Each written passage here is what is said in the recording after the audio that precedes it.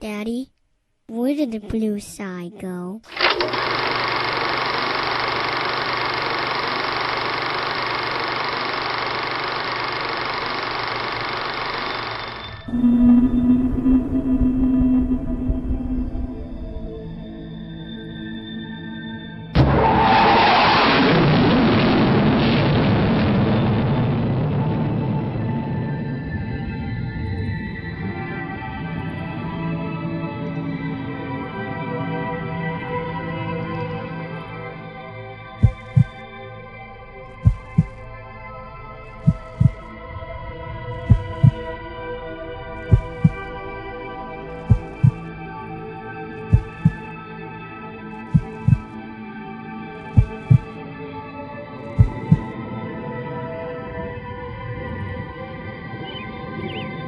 What if the world wasn't what it appeared to be?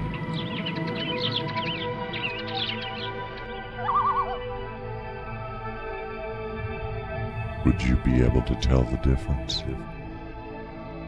Many people would be shocked and amazed to discover that their elected government would intentionally spray toxic compounds into the air over their heads. Tens of thousands of people from the state of Maine to the country of New Zealand have documented this airborne spraying program. Thousands of photographs now exist on the internet detailing the blatant and direct assault on our breathable air by the Air Force. The evidence, as we shall discover, speaks for itself.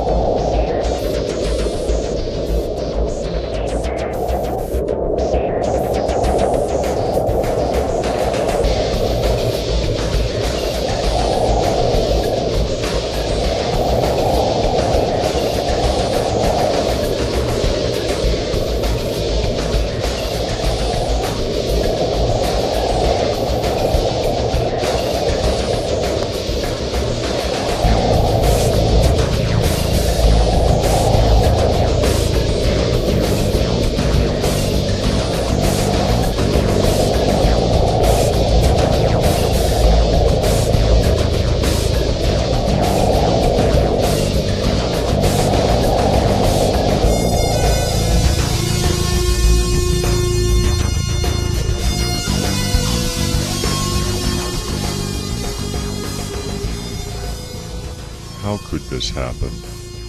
Why is it happening? Who is spraying us? What is in the chemtrail soup that we are helplessly ingesting?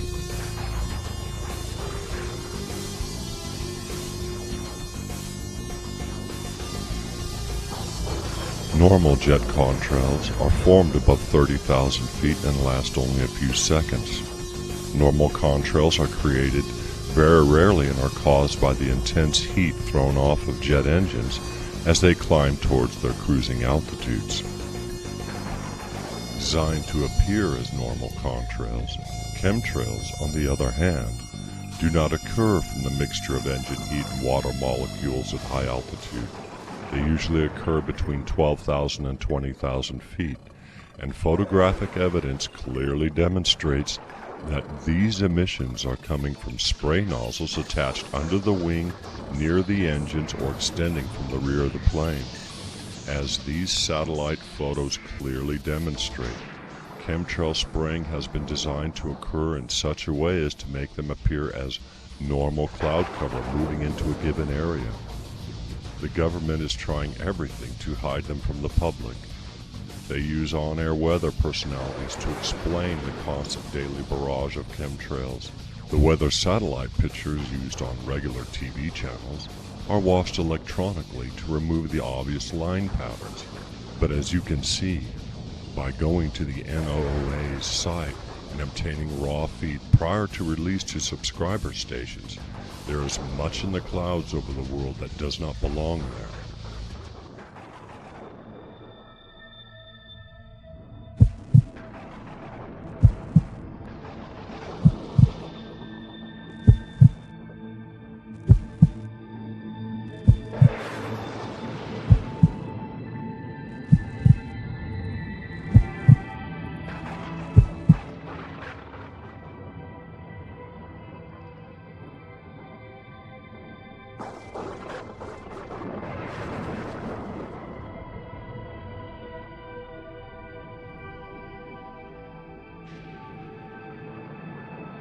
Studies done by independent laboratories indicate that the following elements can be found in chemtrails as well as in our rainwater. One scientist in California, using the proven NASA technology of resonance imaging, verified these elements as well as many others. It has been found that polymer fibers are used as a binding agent for the desiccated red blood cells. These blood cells are peppered with pathogens known to be harmful to human health. Over a 3-year period starting in 1999, researchers have discovered a veritable shopping list of these pathogens in increasing strength. Many doctors and hospitals have, since 1996, indicated that death and illness of their patients from unknown airborne elements has increased a whopping 3,000% over previous years. It would appear by these facts that the evidence indicates a starting of the chemtrail spraying program since about 1987 in various test regions in the Southwest and full-blown chemtrail activity against the citizenry since 1996. Try this interesting test yourself. Go through the photos of you and your family as far back as you can and see if you can find any chemtrails in these pictures. One of our producers has found photographic evidence as far back as 1984. National Geographic magazine, well known for their excellent outdoor photography, shows the appearance of chemtrails in that same year. A perusal of back issues from your local library of any outdoor magazine, such as Field and Stream, will show chemtrails over U.S. cities as early as the mid-1980s.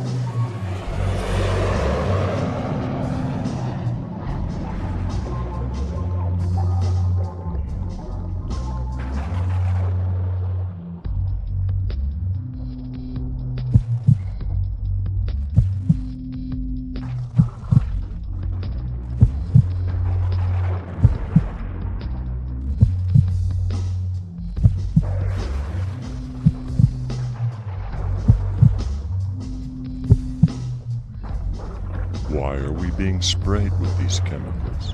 To what purpose? Much speculation has been spent on the reasons.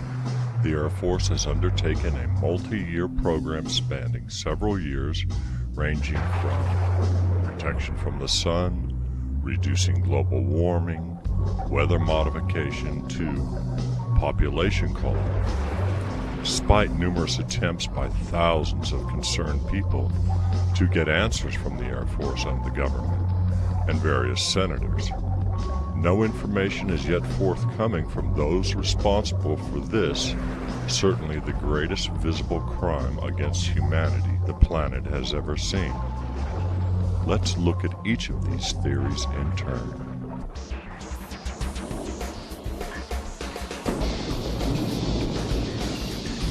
One of the first theories to appear by disinformation artists was that chemtrails were here to help us from the damaging effects of the sun's rays. At first blush, this appears to be plausible, but it does not explain the well-documented sprayings of aircraft mainly over large population centers, while ignoring obvious hot spots like barren deserts that might deserve such constant daily spraying. This explanation also doesn't cover the desiccated red blood cells loaded with harmful pathogens. This theory was further weakened when it was discovered that much of the spraying happens to occur at night under the cover of darkness. Clearly, protection from the sun's rays is simply misinformation dangled to those who are chemtrail aware so that they would go back to sleep.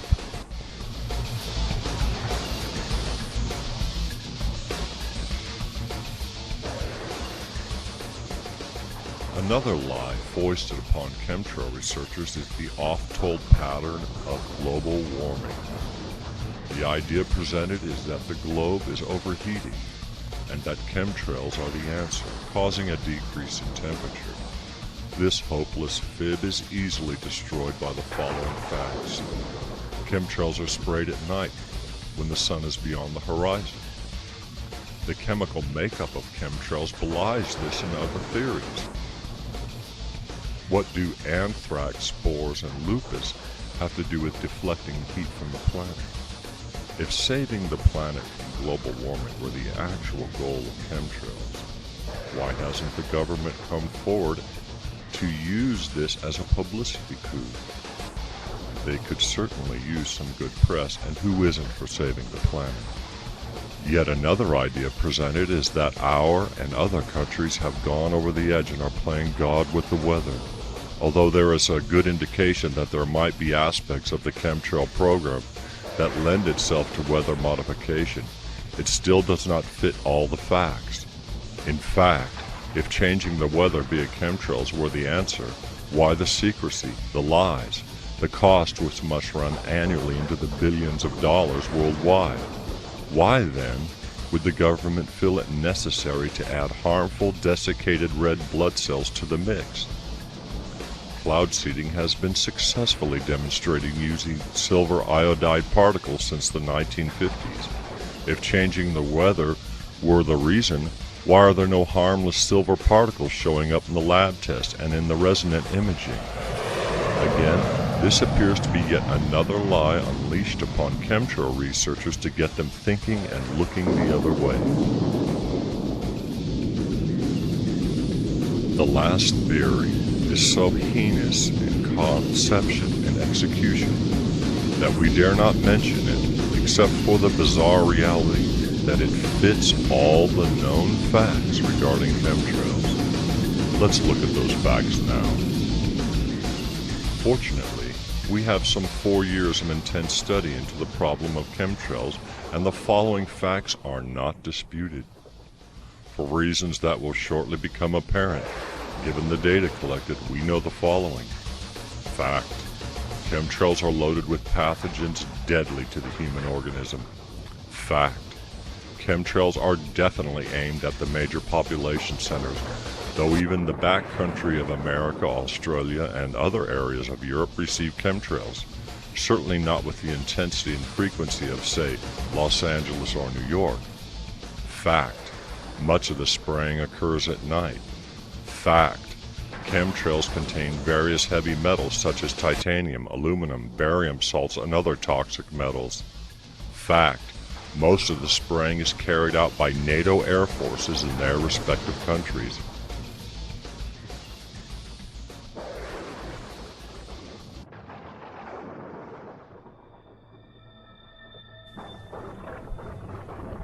What can we deduce from these facts? Very little. Some say that the presence of pathogens in chemtrails might be some kind of mass inoculation. Health professionals dispute this view by revealing that the fact that an overburdened immune system constantly fighting multiple infection vectors, coupled with dozens of varying types of harmful viruses and bacteria, causes the immune system to actually become less effective, making it, over the long term, unable to fight off even the most common of infections, colds, and flus. This perception fits with the experiences we have all been feeling over the last few years. Listlessness, depression, a weakened health system, aching joints, reaction to airborne particles, and so on. The theory of mass immunization, also disputed by microbiologists, who say that you cannot vaccinate against bioterrorism, as there are far too many possible millions of potential strains and variants that can be quickly made up, making vaccination moot.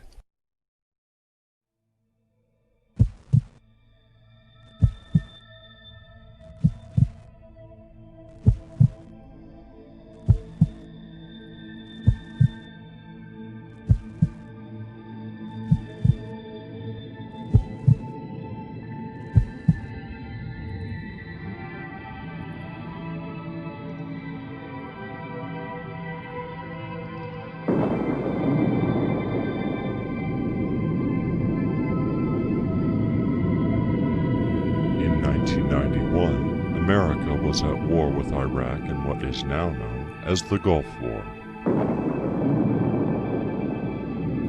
Archival satellite images of the period clearly show a dedicated spray program against Iraqi soldiers, who have reported the same symptoms then as many Americans are now reporting: dizziness, allergic reactions never before experienced, shortness of breath, a lethargic, depleted feeling of hopelessness, as can be seen in 2 pictures shown here.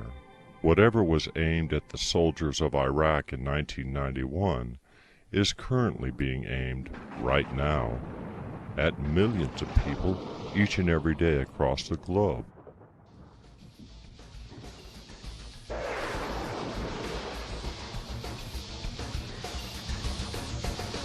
Filmmakers have captured, without realizing it, countless examples of aerial spraying. The following films indicate a massive, multi-billion-dollar program. In fact, even print art put out in magazines have chemtrails in them. The video game Cool Borders 2000 has chemtrails in their background.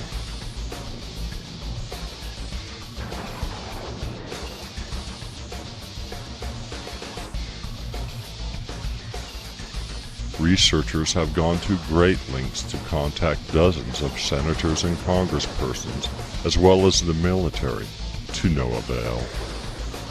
In addition to seeking out answers from our elected leaders, which have proved fruitless, there exist petitions signed by thousands of people worldwide, which have been sent to various government leaders.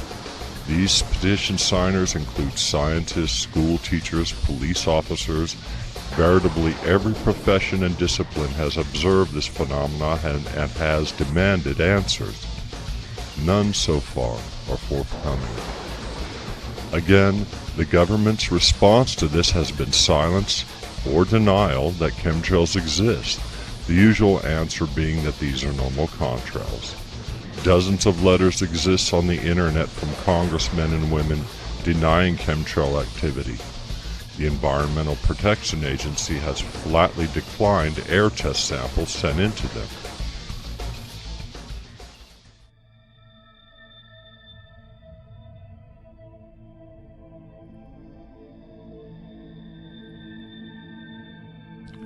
Chemtrails affect everything and everyone on the planet. The materials present in chemtrails can be found in our water tables, our hair, the clothes we wear, the food we eat. We must now know just what is going on in our skies and why. The government, your government, is blatantly lying about its spraying at citizens. Many feel that chemtrails are in reality a binary population elimination weapon. Stage 1 of this weapon is to pass various pathogens into the human body to weaken the immune structure. Repeated low-level assaults upon the immune system do not strengthen it. Rather, it becomes weaker from endlessly fighting one kind of infection after another. Hence the reason for so many pathogens in the chemtrail soup. This also completely explains why we are feeling weaker and sicker as the months go by, instead of healthier and stronger. Once this is accomplished and field reports indicate overall T-cell weakness attained, Stage 2 would be the release either through vaccination or aerial dispersal of something like smallpox or anthrax, which would instantly kill the human host. If what is suspected of chemtrails is true, then we are experiencing something only the denizens of concentration camps have for years warned a sleeping humanity against: the fascist takeover of the world by corrupt leaders and the systematic elimination of unwanted sections of the population. Who chooses who dies? Who gets the vaccine against the poison and who does not? There is an old adage regarding the game of poker: if you cannot tell who the sucker is, then it's you. This axiom applies to the chemtrail phenomena as well. If you do not know why or what they are doing to us, then the purpose of chemtrails is probably against our well-being. There is, however, a very proven technology available to us that can thwart chemtrails.